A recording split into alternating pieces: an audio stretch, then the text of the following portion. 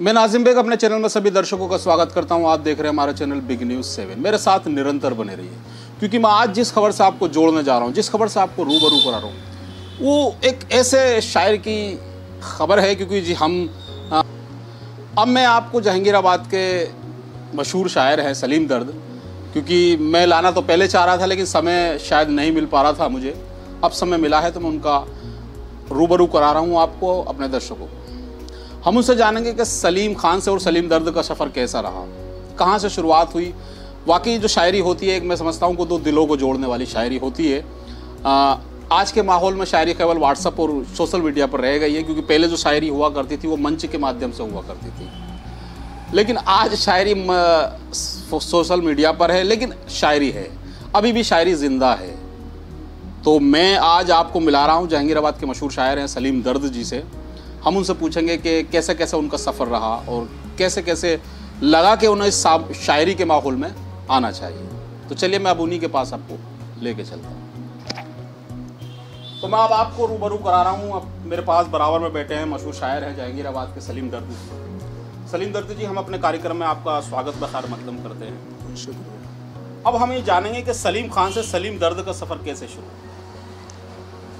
देखिए, आज से लगभग 30-35 साल पहले मुझे, जब से मैंने थोड़ा सा उससे क्या लड़कपन से निकल के थोड़ा सा जवानी की तरफ बढ़ा, तो वो कुछ शऊर मेरे अंदर आया। तो मुझे कव्वाली सुनने का शौक़ रहा। हमारे यहाँ उर्स हैं, बाबा बेफ़िक्र शाह का उर्स होता है, उसमें कव्वाली सुनने जाया करता था। फिर जब सुनने के बाद कव्वाली को समझने भी आया आहिस्ता आहिस्ता, और उसके बाद फिर मुशायरों से दिलचस्पी हुई। और हमारे यहाँ एक सागिल सिकंदराबादी, अख्तर किठौरवी, ये लोग थे, इनके पास बैठना उठना था, ये शायर थे। थोड़ा सा इनसे भी सीखने का मौका मिला, तो तब से फिर शेर कहने की कोशिश की, और फिर जैसा भी है उल्टा सीधा कहते कहते यहाँ तक पहुँचे। अच्छा सलीम भाई, वो पहला कौन सा शेर था, जो शायरी थी, जो कौन सी आपकी? जी,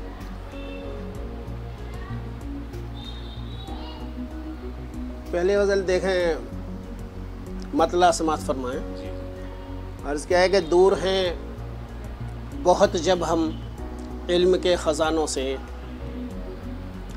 दूर हैं बहुत जब हम इल्म के ख़ज़ानों से, क्या हुकूक मांगेंगे अपने हुक्मरानों से। और पनघटों पे सूनापन उनकी मेहरबानी है, पनघटों पे सूनापन उनकी मेहरबानी है, जो अमीर ज़ादे हैं ऊंचे ख़ानदानों से। और शेर देख लेंगे, मुस्लिमों की बस्ती है और के नमाजी हैं, मुस्लिमों की बस्ती है और के नमाजी हैं, मस्जिदों में रौनक है सिर्फ अफ़ज़ानों से। एक बात और मैं पूछना चाहूँगा जी, कि आपका नाम सलीम खान है जी, और आपने दर्द जो कहते हैं तखल्लुस कैसे चुना आप, कैसे मिला ये दर्द का तखल्लुस? बस ये जहन में आया कि भाई पहले तो नाम से ही शायरी की है इब्तदाई में दौर में, फिर उसके बाद और शुरा के भी तखल्लुस रहे हैं, कि मैंने कोई तखल्लुस रखा जाए तो थोड़ा सा संजीदगी है मिजाज के अंदर, तो और फिर थोड़ा सा दर्द भी है, कौम का भी मुल्क का भी, तो वो सब सोच के दर्द तखल्लुस रखा, तो उसी से फिर शायरी को आगे बढ़ाया। अच्छा, ऐसा कोई तखल्लुस मतलब जो आपने रखा है दर्द का, दर्द की ऐसी कौन सी गज़ल है जो हमारे दर्शक आपके सुनाएंगे? नहीं, दर्द पूरी मुसलसल गज़ल तो नहीं होती, इनफरादियत होती है गज़ल के अंदर, वो एक नज़म होती है जो एक ही उन्वान पर होती है, तो कहीं कहीं कोई ना कोई शेर आपको मिल ही जाएगा किसी न किसी गज़ल में। जी जी। अच्छा, इसमें देखते हैं हम कि एक उस्ताद भी होता है। जी जी। कौन उस्ताद रहा है? देखिए, बाकायदा तो कोई उस्ताद नहीं है मेरा, लेकिन मैं मशवरे को ज़्यादा अहमियत देता हूँ। अगर कोई इब्तदाई शायर है, कोई अभी शुरुआत भी की है और उसने भी कोई मशवरा दिया है, तो मैं उस पर भी गौर करता हूँ। और वैसे रहबर बरनी का ज़्यादा रोल रहा है मुझे मंजर आम पे भी लाने का, और अमन औरंगाबादी है, रहबर बरनी है, वरना मैं जो है शायरी करता था लेकिन अपने तक ही महदूद थी, या अपने जो अजीज़ अकारिब हैं, यार दोस्तान तक थी, मंजर आम पे ना थी, लेकिन रहबर बरनी का बहुत बड़ा हाथ है जो मुझे इस पर मंच पर लाई। अच्छा, जैसे आप हमारे शहर से बाहर निकले होंगे, कहाँ गए थे आप? मतलब कहाँ, कौन से मंच से आपने कौन सी शायरी पढ़ी थी? आपके हमारे जनपद में हो या जनपद से बाहर? दिल्ली भी बता रहे थे, आप सुना है हमने, आप दिल्ली भी शायरी हाँ, करी दिल्ली भी हाँ मौका मिला है, और यहाँ ज़िले में भी सभी जगह करीब करीब, लेकिन बाहर में ज़्यादातर न जा पाया हूँ। उसकी वजह यह है कि क्योंकि मैं मंजर आम पर कम मैंने शायरी की है, और इस वजह से बहुत सी जगह से बुलाया भी नहीं जाता है, बहुत सी जगह जाया भी नहीं जाता है, कभी कभी मौके पे भी नहीं होता है, कुछ मसरूफियात होती हैं। अच्छा, बाहर जो गए हैं वो मंच से हमें जो कहीं भी सुनाया हो आपने, वो शायद गज़ल सुनाया हमारे दर्शक सुनना चाहते हैं।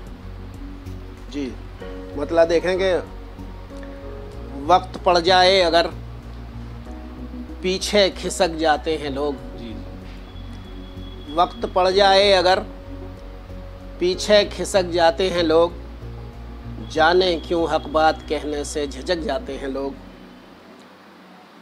और इतनी भी अच्छी नहीं है आज़माइश खुदा, इतनी भी अच्छी नहीं है आज़माइश खुदा, ऐसे ही हालात में अक्सर बहक जाते हैं लोग। और देखें कि सैकड़ों, वही आज के माहौल का शेर कहने की कोशिश की, सैकड़ों इस शहर में इंसान आदमखोर हैं, सैकड़ों इस शहर में इंसान आदमखोर हैं, शाम होते ही घरों में यूं दुबक जाते हैं लोग। और पहले तो होता था पीरी में जवानी का गुमा, पहले तो होता था पीरी में जवानी का गुमा, अब जवां होने से पहले ही ढलक जाते हैं लोग। सही कह रहे हैं आपने, आपकी वाकई। अच्छा, अब हम ये जानेंगे आपसे, हमारे दर्शक भी जानना चाहते हैं कि आप जब बता रहे हैं आपको शौक था कव्वाली सुनने का, जब आप सुनने जाया करते थे, जी जी, और उसके बाद आप मंच पर पहुंचे जी, उस समय पहली बार कैसा लगा कि आप मंच पर खड़े होकर सुना रहे थे शायरी और गज़ल, और लोग आपको सुन रहे थे? जी, कैसा लगा था और कैसा महसूस हुआ था उस समय? बहुत अच्छा महसूस हुआ था, क्योंकि आप जिनको सुनने जाया करते थे, आप वो लोग जो वहाँ बैठे हुए थे, जिनकी आप उसी भीड़ में बैठा करते थे, आपको वो लोग सुन रहे थे। जी जी जी, बहुत अच्छा लगा, क्योंकि शायरी हमारी जब तक से पहले तक किताबों में ही बंद थी, अपनी डायरियों में ही बंद थी। हाँ, दरअसल शायर क्या है, वो एक तबलीग का काम कर रहा है, एक कौम को झंझोड़ने का काम कर रहा है। चार मिसरे मैंने यहाँ कहने की कोशिश की थी कि तमाम शोराओं की नुमाइंदगी करते हुए कि किसी को अज़्म, किसी को ज़बान देते हैं, किसी को अज़्म, किसी को ज़बान देते हैं, हम मुअज़्ज़न की तरह हैं अज़ान देते हैं, और जो थक के आज मुंडेरों पर बैठ जाते हैं, खुदा गवाह उन्हें हम उड़ान देते हैं। तो जब ये शायरी आम लोगों तक पहुंची तो बस एक जहन में ये बात थी कि अगर हमारा एक मिसरा भी किसी को टच हो गया तो कामयाबी का रास्ता निकल गया। जी जी। अच्छा, आप जैसे आप कौन सा शायरी लिखी है आपने जो नहीं है होगी? क्योंकि मैं समझता हूँ कि जो शायर होता है और जो इस तरीके लिखता है तो उसकी पेंसिल हमेशा डायरी पे चलती है। जी जी जी, हाँ वो तो है, वो हमेशा। तो ऐसा कौन सा शायरी है? वो देखिए, हर मौजू पर मैंने शेर कहे हैं, और आज का माहौल जो चल रहा है, थोड़ा सा माफ़ी चाहते हुए मीडिया से थोड़ा सा, किसी को नहीं बख्शते, तो हमें पता है शायरी में जो है छोड़ा नहीं जाता किसी को। दरअसल ये मंच ऐसा है कि अपने दिल की बात कह सकता है।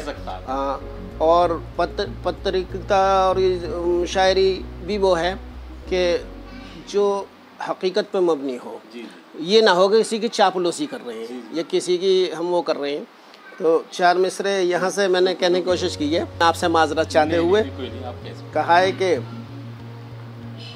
और ये ख़ास तौर से जो कोरोना चला था, हाँ, वो जहन में रखें। और कहा है कि अमनो अमा की है, कहीं गंगो जमन की है, अमनो अमा की है, कहीं गंगो जमन की है, सबसे बड़ी तो मीडिया दुश्मन वतन की है, और नफ़रत परोसती है ये मज़हब के नाम पर, लोगों के बीच खाई इसी अंजुमन की है।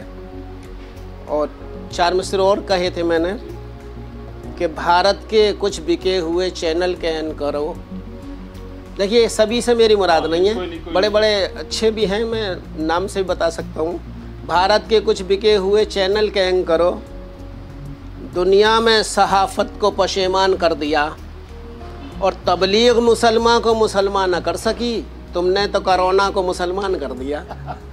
हाँ, ये पता है कि शायरों का अंदाज होता है, क्योंकि जब हम मंच पर पहुंचते हैं, और मैं समझता हूँ राजनीतिक हो या प्रशासनिक हो या मीडिया बंधु हो, ये किसी को नहीं बख्शते, किसी को छोड़ते नहीं हैं। अपनी ज़ुबान, अपनी शायरी के अंदाज में उन पर जो कहना चाहिए उनको उस समय वो उनकी जो कहते हैं कि सच्चाई सामने ला के रख देते हैं। अच्छा, हमारे देश के ऊपर कौन सी ऐसी शायरी है जो आप कहना चाहेंगे? जी, देख लें कि आज के हालात में मैं पैगाम देना चाहता हूँ। कहा है कि सारे जगत से हट के हमारा समाज हो, सारे जगत से हट के हमारा समाज हो, ये हम भी चाहते हैं यहाँ राम राज हो। और इस दौरे नौ में जो भी हैं रावण बने हुए, उनसे जिहाद करना हमारा मिजाज हो। हाँ, और ये बड़े अपने शानदार अंदाज में देश के ऊपर एक शायरी भी उन्होंने कह दी है, और वाकई जो कहना चाहते हैं कि जो भी दुश्मन है, देश के दुश्मन है, देश में जो दुश्मन हैं उनके ऊपर शायरी कही है। अच्छा, उन लोगों, उन नौजवानों से क्या कहना चाहते हैं, क्योंकि अभी जो मैं देखता हूँ कि शायरी से दूर जा रहे हैं, और शायरी का जो आपका ये मंच है निरंतर ख़त्म होते जा रहे हैं। जी जी जी, उस पर आप क्या कहेंगे? कहाँ कमी आ रही है जो निरंतर ये कमी होते जा रहे हैं? दरअसल बहुत सारे मंच हुआ करते थे, निरंतर होते रहते थे, लेकिन अब इनमें कमी आई है। दरअसल एक चीज़ और है कि पहले और अब के बच्चों के मिजाज में भी फ़र्क है, और आज का माहौल दूसरा है। अब लोग मुशायरे या कवि सम्मेलन सुनने तफरीहन जाते हैं, पहले संजीदगी के साथ जाते थे और कुछ लेके आते थे, हाँ, और उसे महसूस करते थे। तो इसलिए अब गीत हैं, सोशल मीडिया पे बहुत चीज़ चल रही हैं, वो है अब मुशायरे अब करीब करीब सोशल मीडिया पे आते ही रहते हैं, कहीं ना कहीं से, तो वो वहाँ भी अपना जिन्हें शौक़ है वहाँ से पूर्ति कर लेते हैं। हाँ, तो थोड़ा सा बच्चों से यही है कि ये बहुत अच्छी चीज़ है, इस तरफ को ध्यान दिया जाए। हाँ, बहुत बहुत अच्छे शेर आपको सुनने के मिलेंगे। एक हमारे रियाज सियानवी साहब कहते थे कि शेर जो है पेंसिलिन के इंजेक्शन से भी तेज़ असर करता है, एकदम दिल को टच होता है। हाँ, तो ये है। अच्छा, क्या कहना चाहेंगे, क्योंकि हमारे दर्शक सैकड़ों और हज़ारों दर्शक आपको सुन रहे हैं, देख रहे हैं, क्या कहना चाहेंगे उन दर्शकों से? भाई यही है कि आपस में देखिए, हम लोग यहाँ मुख्तलिफ़ किस्म के फूल हैं इस मुल्क के अंदर, अलग अलग मज़ाहिब के लोग हैं, अलग अलग फ़िरक़े के लोग हैं, सभी हम लोग आपस में भाईचारगी बनाए कर रखें, और इसी से देश तरक्की करेगा जी। और हुब्बुल वतनी का जहाँ तक सवाल है, इसमें कोई सच्चाई नहीं है कि मैं एक मुस्लिम परिवार में पैदा हुआ, मुस्लिम हूँ, लेकिन इतना मुझे इस देश से इतना ही प्यार है जितना किसी और को हो सकता है। और इसमें मैंने अपने शेरों में कहने की कोशिश की है, कहा है कि मौत आ जाए घर कहीं बच्चों, मौत आ जाए घर कहीं बच्चों, दफन करना है मुझको मेरे वतन। मौत आ जाए घर कहीं बच्चों, दफन करना है मुझको मेरे वतन। गुस्ल देना है गंगा जल से मुझे, और तिरंगे का डालना है कफन। ये अपने देश प्रेम का भी इज़हार करा है सलीम गर्दी जी ने। मैं अपने खून में शामिल हमीदी शान रखता हूँ, खुदा की बंदगी पर ही सदा ईमान रखता हूँ। बताओ आप बंदे मातरम कहने से क्या लोगे, मैं दिल की धड़कनों में जब ये हिंदुस्तान रखता हूँ। ये थे मेरे साथ सलीम गर्दी जी, और मैं नाम से मिला। वो वाकई एक हसीन अच्छी बात है कि गुलदस्ता जब भी होता है जब उसमें सभी तरह के फूल हैं। ऐसे ही हिंदुस्तान का ये भी एक गुलदस्ता है जिसमें सभी समुदाय के लोग रहते हैं। सलीम गर्दी जी ने अपनी शायरी के माध्यम से कहा भी है कि जब तक उस गुलदस्ते में सभी समुदाय के लोग होंगे, सभी समुदाय के उसमें सभी जो कहते हैं कि सब फूल होंगे उसमें, तभी वो गुलदस्ता कहलाया जाएगा जी। ये कहना है सलीम जी का। सलीम जी, हमारा कार्यक्रम अब अंत की ओर चल रहा है, क्या कहना चाहते हैं? और क्या कहना चाहते हैं दर्शकों से भी और अपने उन दर्शकों से भी जो आपको सुन रहे हैं हमारे चैनल के माध्यम से, क्योंकि आपकी आवाज़ और आपकी जो शायरी है उन तक पहुंच रही हमारे माध्यम से, क्या कहना चाहते हैं जो आपको सुन रहे हैं इस समय? सबसे पहले तो मैं उनका शुक्रिया अदा करना चाहता हूँ कि उन्होंने वक्त निकाल के मुझे सुनने की कोशिश की है। और सभी से यह है कि बस आज के माहौल में आज हमें एकता बनाए रखनी है, किसी भी तरीके के किसी अफवाहों पर किसी पर ध्यान न देना है। सब हमारे भाई हैं, हमारा DNA सबका लगभग एक ही है। हज़रत आदम से जब जोड़ेंगे तो हज़रत आदम हमारे बाबा आदम हैं, उन्हीं से सारे इंसान का मामला जुड़ा है, तो सबका एक है, सभी हम भाई भाई हैं। और ये कुछ राजनीतिक पार्टियों ने थोड़ा सा आपस में वो डाल दिया, लेकिन ऐसा कुछ नहीं है। आज भी हम लोग एक दूसरे के उसमें शरीक होते हैं, एक दूसरे की शादियों में, फंक्शनों में, यहाँ तक कि एक दूसरे के रिश्ते कराते हैं, एक दूसरे की बहन बेटियों को बहू को देखने जाते हैं। तो आज भी ऐसा कुछ नहीं है, अवाम में नहीं है। हाँ, वैसे आप लोगों में ज़्यादा चल रहा है सारे दिन। जी जी, टीवी पे राजनीतिक पॉलिटिकल जी जी ऐसा सब कुछ हो रहा है, लेकिन बताने के माहौल ये सब कुछ नहीं है। भाईचारे और सांप्रदायिक सौहार्द जो होता है वो अभी भी कायम है। हमारे नगर, हमारे देश, सब जगह ऐसे सांप्रदायिक सौहार्द जो हिंदू मुसलमानों की एकता को दर्शाता है, इसीलिए हमारा हिंदुस्तान कहलाता है। ये सब कहना है। और मेरे पास बराबर में बैठे हुए सलीम दर्दी, तो हम चाहते हैं कि आप, मैंने उनसे आपको रूबरू करा दिया, क्योंकि आप मेरे दर्शक कह रहे थे कि सलीम दर्दी को आप अपने इंटरव्यू में लाइए, हमें दिखाइए, और हम मुलाकात सुनना चाहते हैं सलीम दर्दी को। सलीम दर्दी, कोई आखिरी शायरी जो आप सुनाना चाहते हैं? जी, क्योंकि ये महीना जिस चल रहा है उसी सिलसिले में 4 मिसरे की कोशिश। देखिए, शायर जो है, जो मुशाहदा करा, जो देखता है जी जी, या जो महसूस करता है, वही कलम बंद करता है। तो मैंने यहाँ 4 मिसरे यूँ कहने की कोशिश की है कि शराफत का लिबादा ओढ़ कर वो ज़माने भर को धोखा दे रहा है। शराफत का लिबादा ओढ़ कर वो ज़माने भर को धोखा दे रहा है, और दबाकर अनगिनत लोगों का पैसा सुना है हज का वीज़ा ले रहा है। और नमाज़ों से है कितना दूर, लेकिन मुसलमान हूँ ये दावा भर रहा है। नमाज़ों से है कितना दूर, लेकिन मुसलमान हूँ ये दावा भर रहा है।